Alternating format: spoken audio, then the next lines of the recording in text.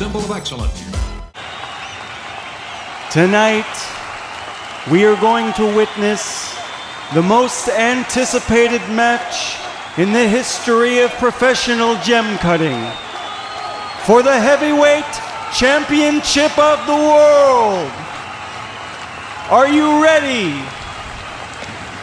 Faceting fans, are you ready? For the thousands in attendance and the millions watching around the world, from the capital city of Thailand, Bangkok,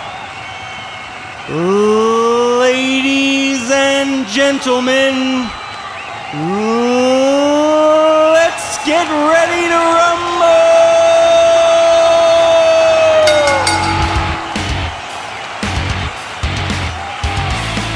Ladies and gentlemen, in this corner, weighing in at 47 pounds from Clayton, Washington, I give to you the Polymetric Scintillator. And our opponent, weighing in at 41 pounds from Moratuwa, Sri Lanka, I give you the Sterling ST08.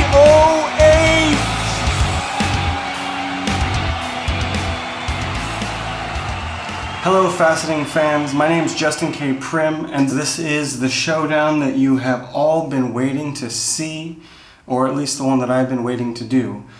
Today I want to talk about the Mast machine versus the Handpiece machine. So I want to go over pros, cons, what's the same, what's different. Spoiler alert, there is no winner, I'll just tell you that now. Of course, all of these things that I'm about to say are opinions, and every one of you guys already has your own opinion based on whatever machine you've learned on, what you've been using, what you have come to love. But I just wanted to make a sort of semi-definitive video and talk about my experiences with both. I started out in America on an Ultratech. I eventually moved into this Polymetric, and then when I moved to Asia, I switched over to a Sri Lankan machine. And so I've kind of had a unique opportunity to see what I love about both, what I don't. So to get started, let's talk about what is actually the same, what doesn't need comparison, what kind of experience would give you the exact same results on both of these machines.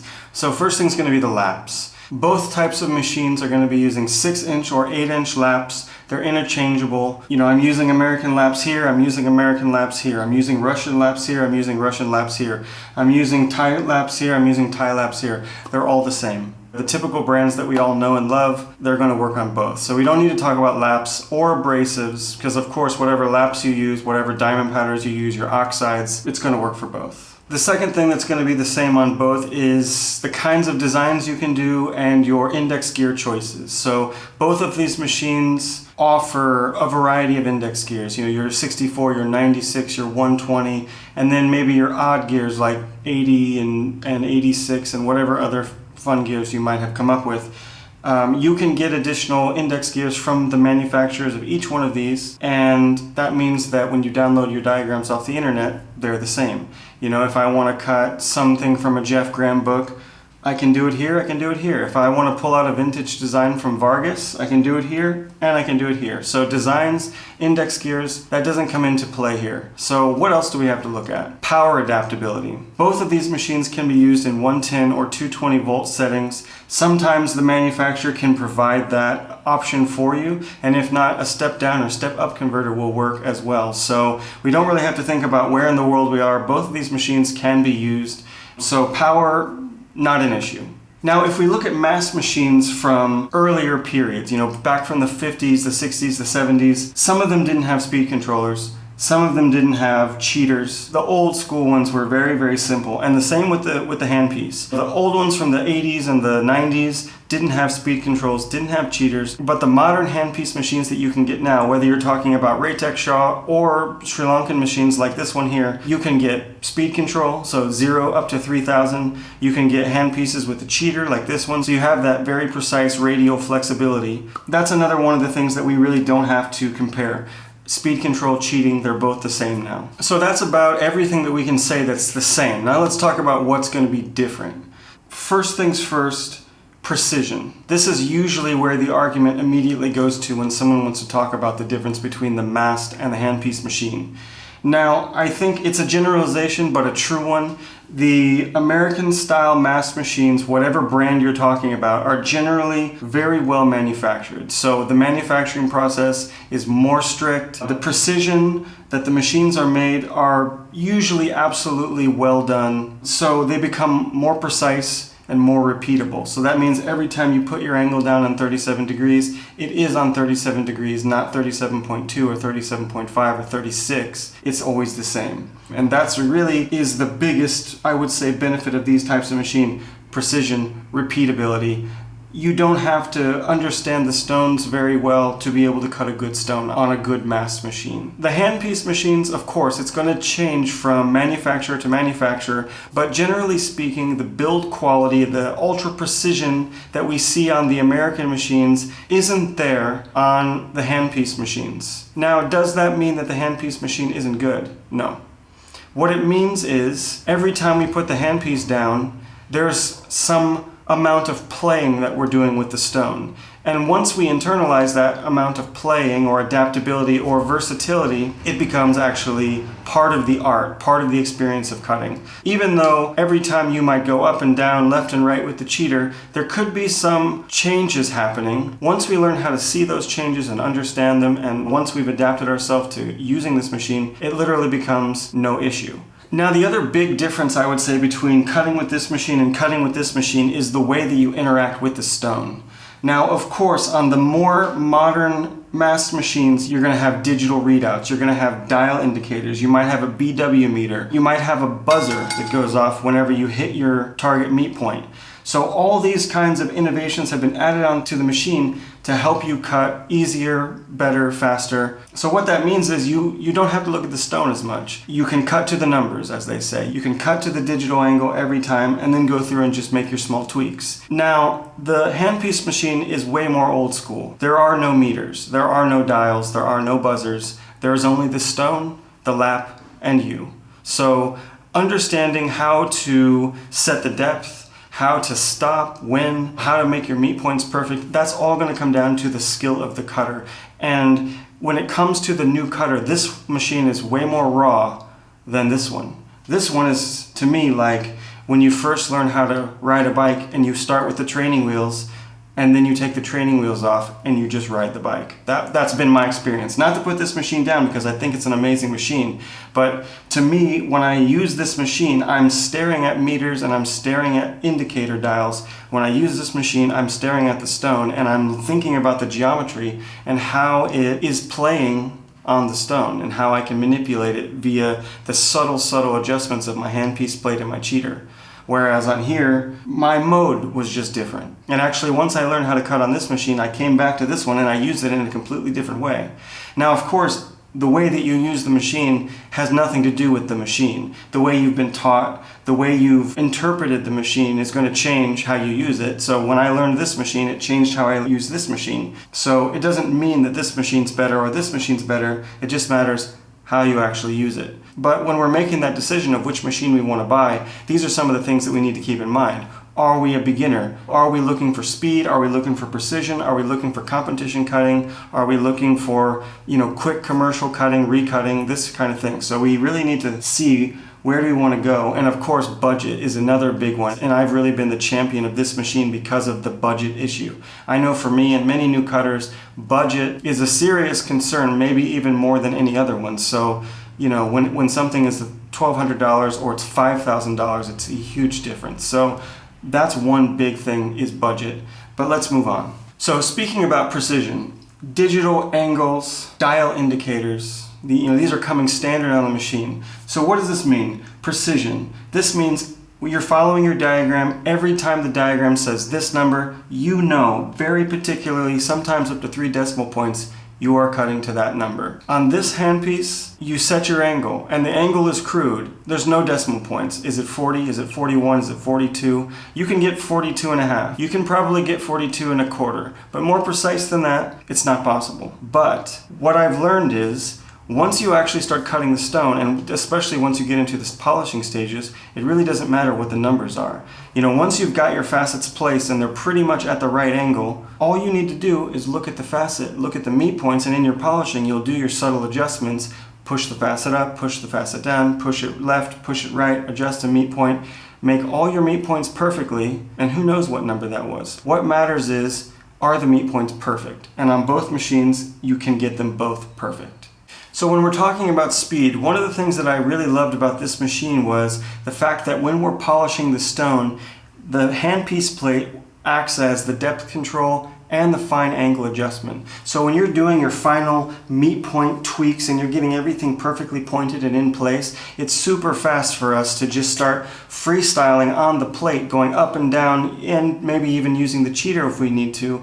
It's super fluid and super fast, whereas on this machine, if you want to do fine angle adjustments, you're going to have to use your fine angle knob, then adjust your height, then maybe you have to adjust the fine angle again, then adjust your height. So going up and down and tweaking the index and tweaking the angle is a little bit more cumbersome than it is on here, but I'm sure that for all the pro cutters that are using these, they've figured out their tricks, they've figured out their techniques, and so in the end, it kind of becomes the same story. You know, whatever you understand in your workflow, that's going to be the thing that makes the big difference. So in the end, they end up being the same. Okay, so let's talk about one of my biggest pet peeves with this machine. It's the table adapter. When I started using this machine and I discovered that you could cut the table with no adapter and you could bounce around from table to stars to mains, back to the table, back to the mains, back to the table, back to the stars, whatever order you need to do to fix your mistakes or just do your sequence, you can do it. It's super flexible, it's easy. Here, every time you want to cut the table, you have to take the stone and the dop out of the quill,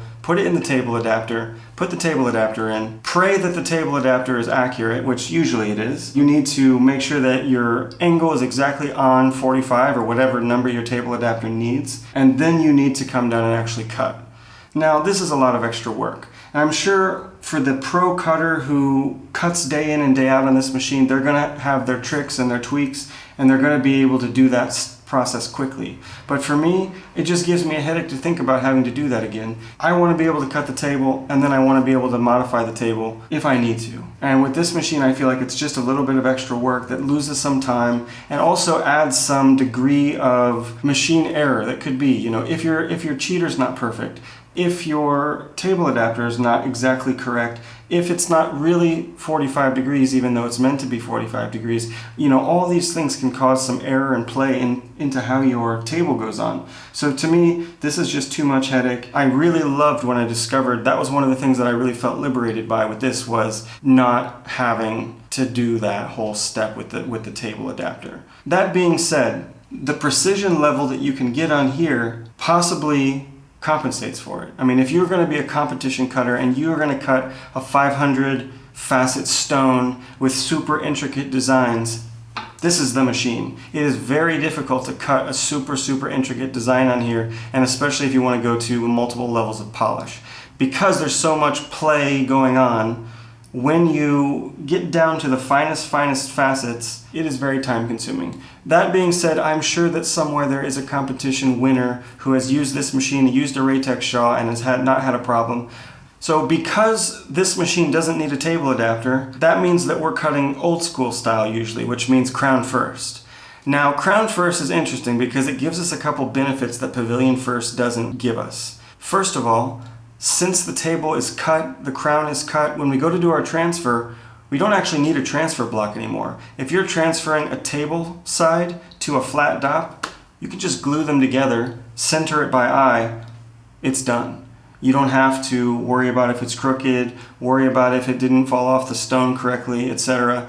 You just glue it, transfer, done. So no table adapter. So that's one I would consider a pro for this machine. The other thing though, if your stone falls off the dop while you're cutting, you have that table to put it back on. That's a second pro. Third, because we're transferring from table side to flat dop, we don't need so many dops. This machine comes with cone dops, flat dops, V-dops, and we need all those dops because if you're cutting an emerald cut, you need to have a V-dop to put your pavilion into the dop when you're doing the transfer. If you're doing a round or an oval, you might need a round dop. And then you're gonna need your flat dop in order to do the other side. So this machine needs a lot of extra dops, which means your collection of dops becomes huge.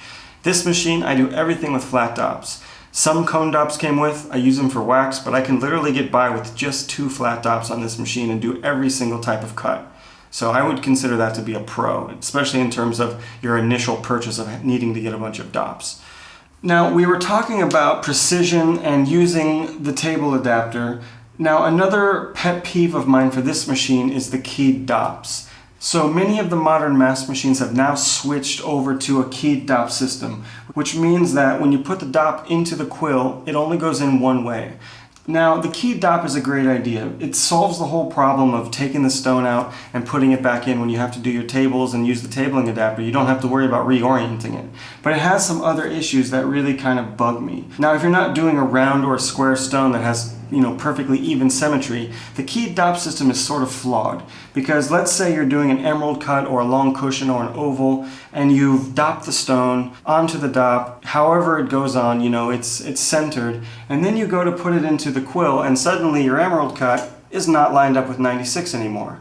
Now, as far as I know, Ultratech is the only one that's sort of overcome this problem by letting you realign the index gear to the quill. That really overcomes that whole issue, but other than the Ultratech, I don't know any other machine that can do that, which means that you have to basically disengage the key by pulling out the dop a little bit, which to me really kind of ruins the effect of even having the keyed dop. Now, this machine, it's more old school in its design, so all the dops are just flat bottom dops. They can go in any way and they can rotate infinitely inside of the quill. When it comes to doing long shapes or even doing recuts, this ability to move the stone inside of the quill becomes really, really important, because if you have your emerald cut and you need to line it up against the 96, you need to be able to twist it.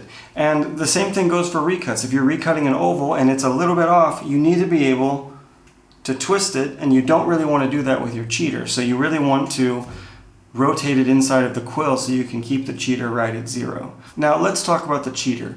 The cheater is one thing in this machine that really needs to be taken into consideration. If we aren't managing our cheater every time we start the stone, and by managing I mean making sure that it's on 0, making sure that 0 is actually calibrated to 0 so that when we cut the stone through, it stays aligned. If you just start cutting on this machine or any Mast machine and your cheater is not on 0, and this really comes into play with keyed dops, you can cut your whole crown and then you put your table adapter on and you realize that your cheater wasn't on 0 that whole time and your table adapter's keyed, so suddenly your table adapter is twisted. So then you're going to have to use the cheater to push it back, but then you really have no idea, is it flat, is it straight? I mean, you just have to look at it, but you're adding extra variables into the whole process just for the sake of having a keyed dop or whatever. So the cheater, that needs to be taken into consideration. Comparatively, in this machine, we have to balance the handpiece. And this is another hurdle with this machine. If you're a brand new customer and you buy this machine, it comes in a few different parts. So you're gonna have to put the handpiece plate on here and put this on here, attach everything, and then balance the handpiece yourself. Now, balancing the handpiece, it's not really that big of a deal, but if you're a new cutter who hasn't done this before, it's kind of intimidating. And if you don't do it correctly, all of your stones are going to come out slightly crooked and all your girdles are going to be stair-stepping because you haven't aligned the handpiece correctly. So that's kind of a comparable con, I would say, for this machine, whereas here, the cheater, especially with keyed dops, really is controlling a lot more. Whereas here, the cheater, doesn't matter where it's at. You can spin it left, you can spin it right, because we're going to orientate the rotation of the stone when we put it in. It has nothing to do with the cheater. So with this machine, the cheater is a little bit more flexible and free. So let's talk about posture. Now, one thing interesting about both of these machines is they make you sit in a different way. This machine, because it's higher, you're going to end up sitting with your back straighter, and this one particularly, which is probably taller than every other type of Mast machine, when you flip up the mast, the stone is up here, so you're actually getting some pretty nice kind of back opening stretches. But I find that my arms get tired because they're more up in the air and I'm holding them. Now this one has its own different challenges because this one we usually keep it low and between our legs. So it's not up on a table like this one. It's a little bit lower and you tend to bend forward a little bit, which is giving you some tension on your lower back. Now obviously if you can keep your posture in mind, it's not very hard to just keep your back straight and not bend over, and especially if you can put your light exactly where it needs to be so that you're not tilting forward all the time. Same thing here. You know, if you keep your light where it's supposed to be, you can rest your arms on the desk, you can pretty much overcome any of the hurdles that the posture of these machines is going to bring, but it definitely is something that we should think of if we're comparing the experience of these two machines. So one thing that needs to be taken into consideration is going to be parts and maintenance. Now this is going to depend on where you live in the world, but if you're in America and you're using American machines, of course it's going to be easier for you to send the machine back to the manufacturer for maintenance or to order parts. But because the cost of living and the cost of manufacturing is so much higher in America, the cost of the repairs and the cost of the parts are going to be much higher. Whereas if you're ordering a machine from overseas, like a Sri Lankan machine, the cost of shipping is so high that you're probably never going to send the machine back for maintenance or anything like that. But luckily, this is a pretty simple machine compared to all the bells and whistles of this one. So the chances that you're going to need to do that are low. The other pro would be the cost of labor is so low and the cost of parts manufacturing that to get a part or even a handpiece shipped to you from overseas isn't going to be that big of a deal. So, you know, if you break your water thing or you need a new power switch, a few dollars and shipping is going to get it to you around the world, but you're not going to want to send this back for repairs. So that's definitely one thing to keep in mind, and that definitely plays into the fact that, you know, this machine is significantly cheaper than this one. The cost of manufacturing in America, of course, is way higher than it is in Sri Lanka, so they're able to really be super competitive for the cost of the machine. So one of the things that initially swayed me into using this machine full time was the fact that you can pick up the handpiece. So that means when I'm inspecting my stone, it's super easy to look at it from any angle. I don't need to necessarily have the light in a certain spot, and I don't need to be doing any strange motions in order to check my polish, check my meet points, check my angles. Whereas this machine, when you flip up the mast is pretty much fixed in one spot, which means you need to have your light perfectly into another spot so that you are looking directly into your facet and then trying to rotate the mast head a little bit to get your lighting just correct so you can kind of blink on your facets and see, are you getting all the scratches out? Do you have perfect meet points? And the other kind of negative aspect of that is when you're doing your girdle on this machine, it's a real neck breaker because the mast is so low that you really have to get down, because even when you flip up the machine, the girdle is super low and then you need to kind of be under the facet to check the light, and it really kind of kills your neck to, you know, especially if you're faceting your girdles. Whereas here, if I want to check my girdle, all I have to do is lift up my hand and I've got reflection off the girdle coming back to my face, and it's kind of no big deal. So that's one of the things that I really love about this one, and it ends up being kind of a backbreaker on that one. Now, as a final topic, let's talk about speed. Rhetoric tells us that the Mast machine, with all of its bells and whistles, it's more precise, but the trade-off is speed. Whereas word on the street is these machines are faster because they're faster. Now, in my experience, this actually isn't true. I know pro cutters that are using Mast machines. I know pro cutters that are using Handpiece machines. Both of them tell me the same thing. If you're going to cut, let's say, a 3 to 5 carat tourmaline, 3 hours. Same thing here, 3 to 5 carat tourmaline, 3 hours. But that's for a pro cutter. Now, if you're a beginner, this machine is going to be easier just to jump in and start using it, because there's so many different controls that help you keep everything really precise. You don't have to be a good cutter in order to cut a good stone. Whereas the learning curve on this one is a bit higher. You know, everything's a little bit more flexible and fluid, which means for the beginner, it's hard to say, this is this, this is this. You have to get into your own feeling, your own rhythm, your own understanding of the machine and how you use it. But then once you get past that initial learning stage, the machine becomes flexible and loose like a painter's paintbrush. That's one difference between these two. And I feel like when you get to the higher levels of using them as a master cutter, as a pro cutter, it's kind of all the same. You know, it kind of just depends on how you've been trained, how you've adapted to the machine, how you've learned how to use it, and what your technique is. And I feel like when I look at around the world at the different techniques that I see being used, the way people learn how to cut stones makes way bigger of a difference than what machine they're using. When I started using this machine, I felt like it was so free and so flexible and so adaptable. It changed the way that I use this machine, and it really made me look back on the training that I received in the lapidary club system as an American cutter. You know, I'm getting trained by people who aren't cutting for the industry. They're not cutting for customers. They're not cutting necessarily even natural stones. Their range of output is way different than the typical person that's using this machine, which is probably cutting natural stones for the trade and quickly. The needs are different and the demands that people put on the machines are different, but also the way that we approach the stone is different. And whether that means cutting to the numbers, you know, using the dials and the readouts, or cutting to the stone and listening to the stone and really following the natural shape of the stone in order to maintain weight, to maintain color, etc. The way that the stone is presented to you, and especially the way that the process of using the machine is presented to you, changes the whole experience. The machine ends up only obviously being a tool for the needs of the cutter. So the better that you can understand the stone, the better that you can understand the geometry that goes into the designs that you're cutting, that's really what's going to make a difference. That being said, I find that the way that I've been trained on this machine made me better at cutting than this machine did, because this machine made me really good at reading diagrams and reading meters. This machine made me really good at just looking at the stone and figuring out what the heck am I doing. Because as soon as you cut a wrong facet, you don't know why.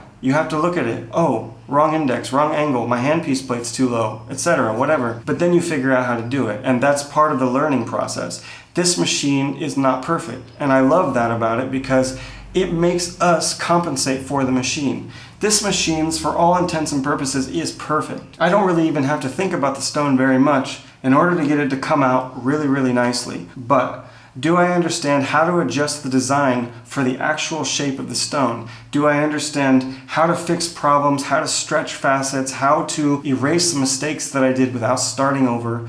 Do I understand how to put the stone back on the dop when it's popped off? And it has nothing to do with the machine, and it's just only about what you demand of the machine. And I find that since these machines are mostly used in the actual lapidary industry in the various parts of the world, the people are approaching stones in a way different way, which for me has made me a better cutter because I understand the stones now. And here, I didn't. But of course, there's lots of really, really amazing pro cutters that are using these as well. So as I said, you know, the experience and the understanding of the cutter is really where it's at. The tool is just a tool, you know, and the better it works, the easier it is for you. And that's really what it comes down to, repeatability and ease.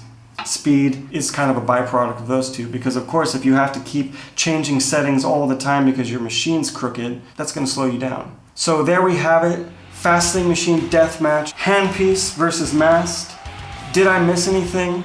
Did I gloss over a crucial thing that for you has been a deal breaker or a game changer? Let me know in the comments, send me a message. I'd love to hear your opinion about these two types of machines, or maybe you have questions about one or the other. Maybe you've never used one or the other. It's always great to have these kind of conversations to take our minds deeper into the art of gem cutting. So once again, thank you guys so much for tuning in and joining me. I'm Justin Prim here in Bangkok, and I'm signing off. Happy cutting, guys.